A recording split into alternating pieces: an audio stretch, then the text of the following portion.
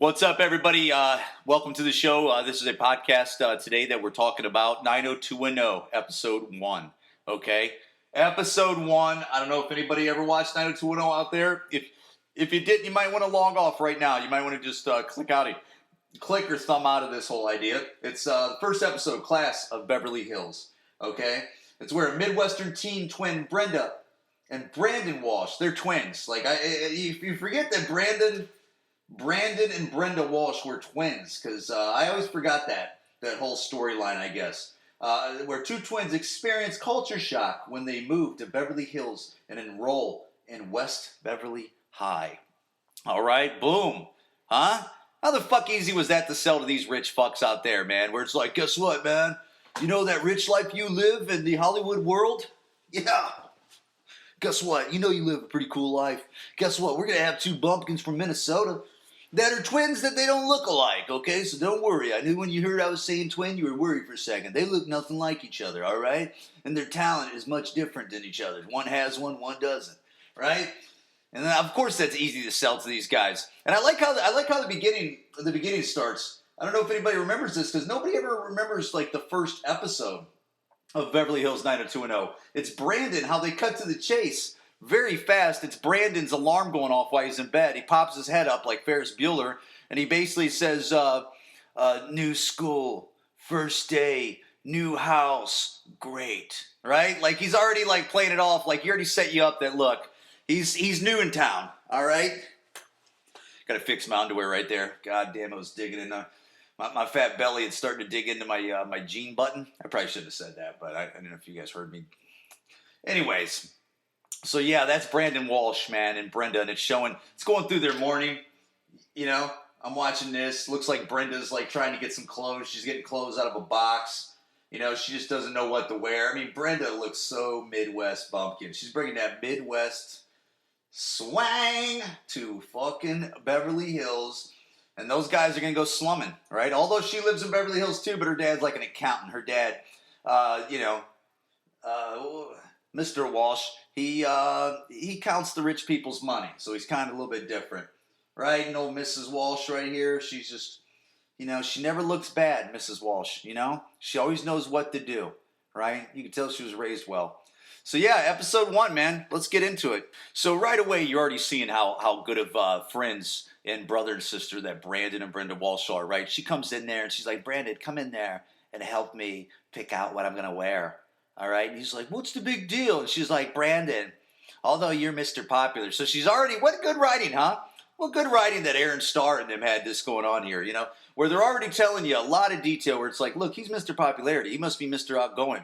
She doesn't have it that easy, right? She said she can be anybody here. Nobody knows me, right? So I already see where Brenda's already going at, right? She's already like an underdog. It's kind of cool how you see how young people were right here. Like, and even watching Jason Priestley act like Brandon Walsh right now, you can tell his acting chops weren't there. You can tell it was definitely piloted, didn't have it's a lot of raw acting. He seems a little bit, he comes in the kitchen, he's like, where's the toaster at, right? To his mom, and his mom fucking takes a box and like throws a box at him that must have the toaster in it, like, back off, bud.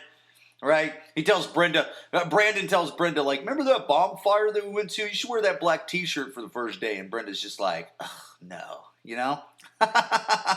Wow, what good writing this is. It's just kind of showing you who they really are, Quick scenes, man. Very good. Okay, I see where you're going. Let's continue. So then the twins get into the car. They get into a Chevette. I'm pretty sure it's a Chevy Chevette.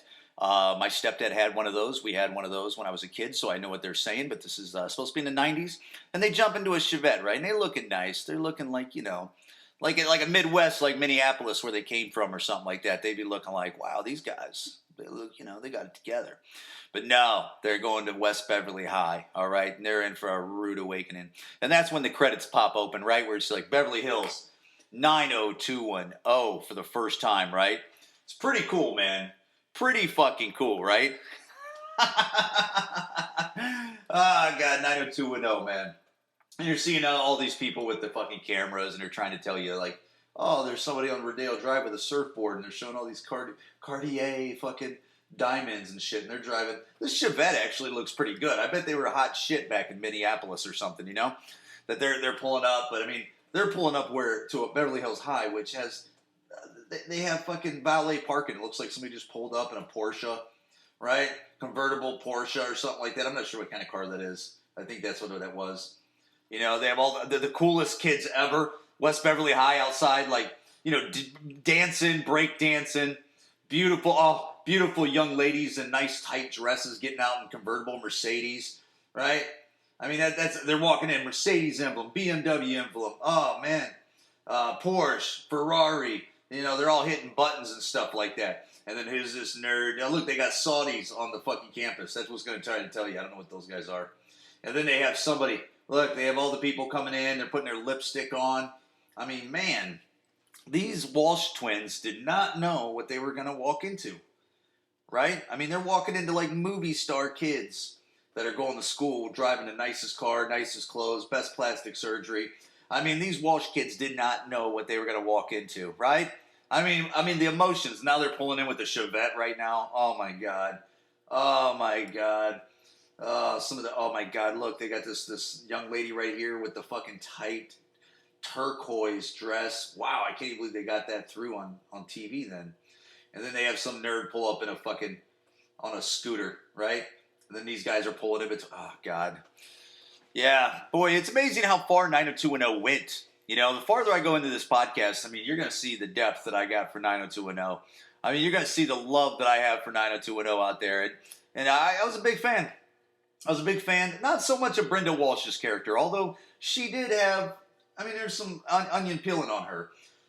But I liked Brandon Walsh. He was the goody two-shoe, although he had I won't get into it because I don't want to jump too far, but I do know Brandon Walsh had some trials and tribulations. Am I right? Do you remember when he had the gambling problem? His buddy Nat. That's when his buddy Nat and him kind of came together for one of the first times and be like, man, this guy's really my corner Nat. And David Silver walking up for the first time. You ever seeing Brian Austin Green? This kid, Brian Austin Green, this guy was getting laid so much during these 90210 years. Just losing his virginity multiple times, right? Just lying to women. I'm a virgin. I would have done that. That probably helps get it done. All right.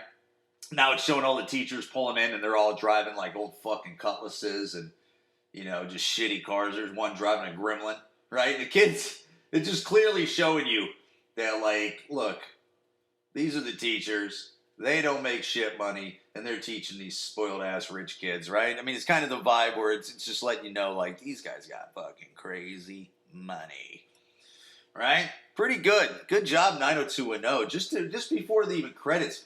And then Ian Ziering and pulls up in a Corvette. And then Kelly Taylor, huh? Kelly Taylor showing her pretty little blonde face for the first time. Ian Ziering with his blondes, it's just like, hey, white people, we're here, right? God, Ian Ziering. I never liked Ian Ziering, but I did like Steve Sanders, Never like an Ian Ziering fan. I don't even know if that's how you say his name, but that's how I'm going to roll with it. I'm more of a Steve Sanders fan. Steve Sanders, I like how he started out being troubled.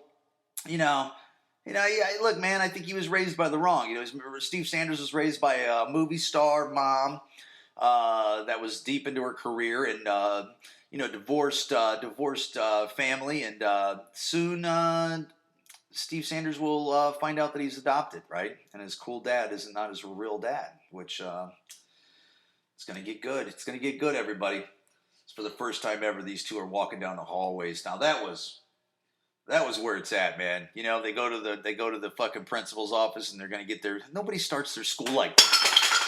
All right, guys, sorry about that. I knocked the coffee off. I dropped the freaking remote and it hit the coffee on the floor. Spilt over my freaking tiled bathroom floor. So, yeah, it just trips me out how Kelly Taylor and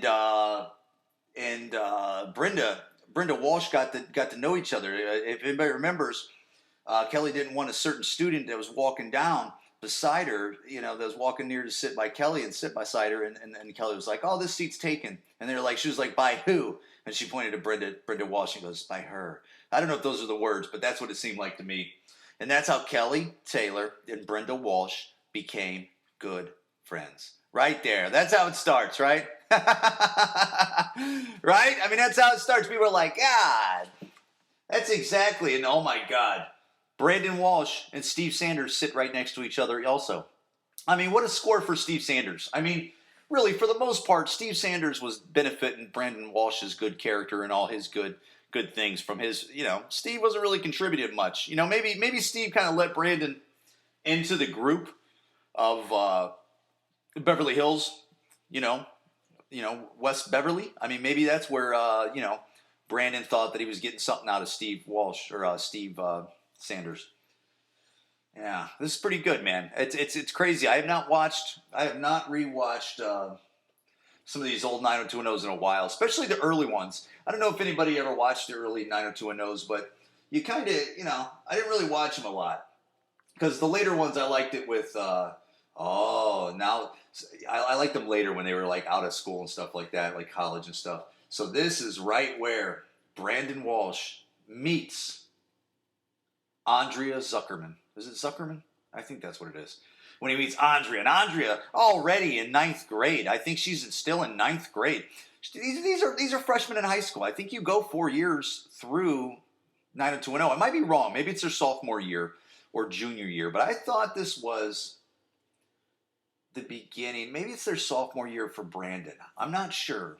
I should know that, right? But I'm pretty sure I thought this was their freshman year. And I like how Andrea Zuckerman is just like an expert. Like she's been running the Daily Planet for like 15 years and she's only supposed to be 15, 16 anyways, right?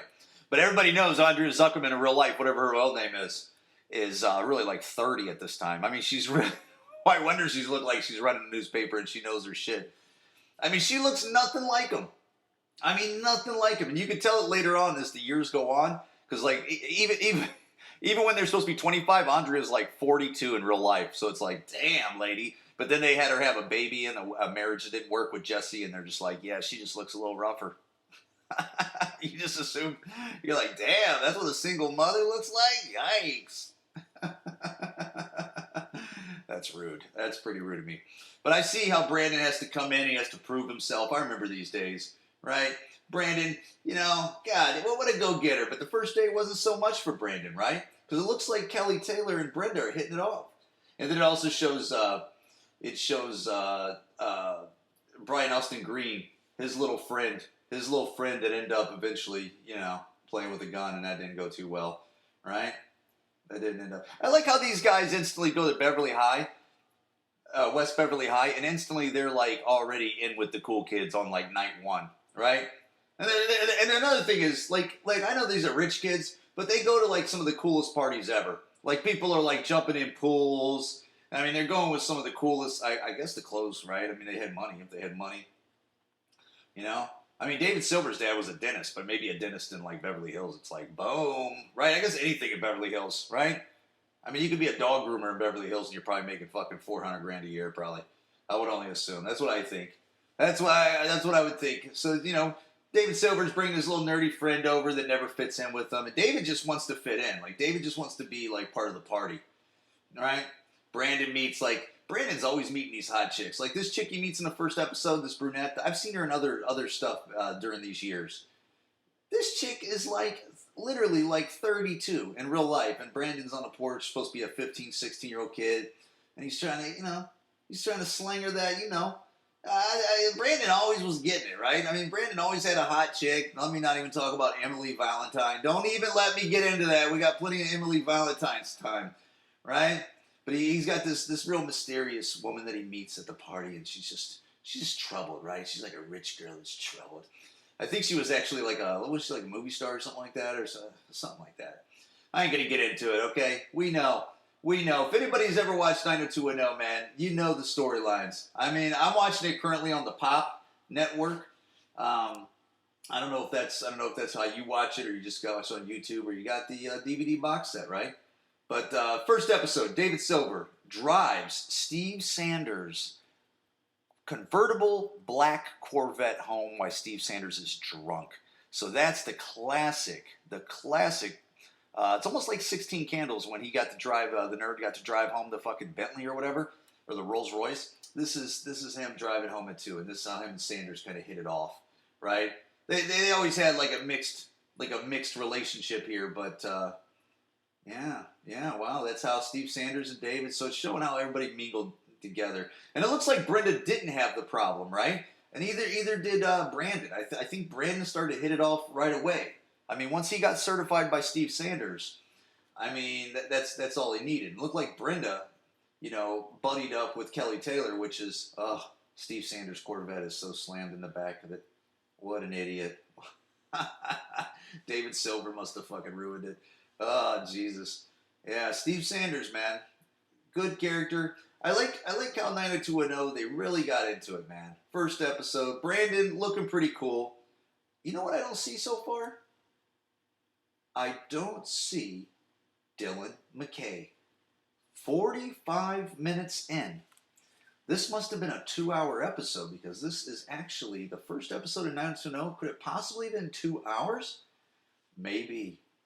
But 48 minutes in, I don't even see Dylan McKay. Where could Dylan McKay possibly be?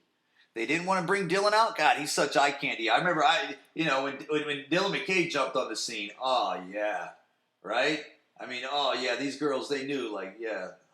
And now that I just noticed, did I just notice this dude that is the bouncer at this club that these young kids are trying to go to? This looks like the dude that was in Amistad that was in, like, Janet Jackson's video. That was like that African, real pretty, like, real manly looking black dude was in here. Wow, they turned the kids away from the club. Wow. Yeah, but then somehow they get in. And then Brenda, Brenda's already mingling with, like, an adult. Right? That's the good thing about 90210. That's the one thing I like about 90210 is that they actually got into, like, real topics. Like, every 90210 actually had, like, a moral thing, Like, where it's dealing with, like, homeless. Remember the episode where the Brandon, I think, worked with a gay kid, and his dad didn't like him, and his mom said, "Just go away from here, Pete." I mean, that was pretty serious shit. I mean, for them to even talk about that like that, I mean, they pretty much nailed it, because I would assume that's a real, boy, Brandon was going real hot and heavy. So right away, Brandon and Brenda already hit West Hollywood, and they're already mingling in the adult world. Wow, just 1 hour in, they're already, who would have known it? Goodness gracious, I like how Kelly, they already start to show, like, how her home life a little bit right there, right? Because that's one thing about Kelly Taylor. She looks like she wouldn't have a lot of baggage, but my God, you would think she works for United Airlines and she's on the runway tossing bags onto the fucking cart. Because Kelly Taylor had so much baggage, right? She's kind of broken, but you didn't know that. When you look at Kelly at first, you're like, she's not broken. And is this the first time that you actually get to see Donna Martin? They did. They showed Donna Martin. I can't believe it. An hour and like 10 minutes in. Right? Wow. Holy moly. Donna Martin, little cutie. I think Donna really, for the most, looks like that. Like a high school kid. That's a good thing about 90210, man. Like I said, they would talk about, like, real topics. Look at this dude. This is a dude from Swingers, a black dude from Swingers that was like, it's dead in here anyway, right? The guy that was on Becker, he's on like one of these first episodes right here. Wow, it must have been a 2-hour episode, because I didn't see this as a part 1 and a part 2, but maybe they're just doing it for this. I'm not sure. Wow, boy, 90210 did not play around. They didn't want to hold back any bullets, right? Because they probably knew that they were gonna get fucking canceled, or they're just like, yeah, we're gonna get canceled if we don't come out gunning. Steve Sanders, his poor car, and he was mad at Brian Austin Green, David Silver. Boy, David Silver looks so young here. I could see why they said he was the young kid, but by the time they all kind of got older and stuff, he kind of looked, now I understand why Brian Austin Green's still banging Megan Fox, because he was young when he first started this, right? I mean, now I understand how he's still banging, like, young chicks and stuff, because he was basically young on this. God, Brian Austin Green's been making some dough, right? What did those words sounded stupid when I was coming out of my mouth. I get it. And look, and also Brandon Walsh gets on the mic, right? He's saying something on the mic there. Wow. This is pretty cool. It's pretty cool to go through these old episodes and just kind of go down memory lane, and they always got serious stuff going on. Like, what are you talking about? What are you talking about, Cal? They always got something serious going on. It's like, Normal high school kids don't live this shit. You know, I mean, yeah, you start finger banging chicks and, you know, women start doing some young woman stuff, but they don't have these problems. Like, what are these? Are you trying to tell me these are West Beverly problems? I mean, I get it. I bet West Beverly has some more issues that some other, you know, I went to East High School in Akron, Ohio. We didn't have these problems. That's all I'm saying. You know? I don't know. Andrea Zuckerman she didn't want Brandon to know where she lived, and Brandon follows her, and she's like, I live over here, not in Beverly Hills. Leave me alone. I know you thought I was a rich Jew, but I live with my grandma, and I don't got any money, so leave me alone. I'm embarrassed. And Brandon's like, I'm a cool dude, okay? I'm not going to talk about you like that, so please, get to know me better, right? And Zuckerman's doing her best Zuckerman freaking impersonation. I see it. Now she likes him and stuff like that. Oh, Brenda already got into some love affair with some rich guy automatically, or man. As soon as she jumps on the scene, you kind of know about who Brenda is, right? I like how they did that, man. They let you know, like, Brenda, she's down. She's DTF, right? I mean, sort of. Not really. I mean, not like she's DTF and anybody, but she's almost like, I'm down for whatever. You see, Brenda's already in the first episode's emotionally, you know, she's an emotional person. And at the end of the episode, it's her and Brandon in the bed talking about, West Beverly's crazy, right? And they're like, yeah. Wow. I can't believe I just did that. I can't believe I broke down episode 1 of 90210. Guys, if you like that, I'm going to continue watching these. You can jump in if you want. If you guys have any questions, or if you have any 90210 requests, or you want to talk about something, or if you have anything you want to table about 90210, trust me, I got some depth. I'm not saying I'm the most knowledgeable or nothing like that. I don't know episode this and episode that and so directed it. I'm not that guy. But I can't wait till they get to Valerie Malone, okay? I can't wait to those episodes. I know we got a ways, and I cannot wait to Noah Hunter of Hunter Oil comes into the scene. Guys, thank you for listening to my podcast. Please share this and spread the word. Bye now.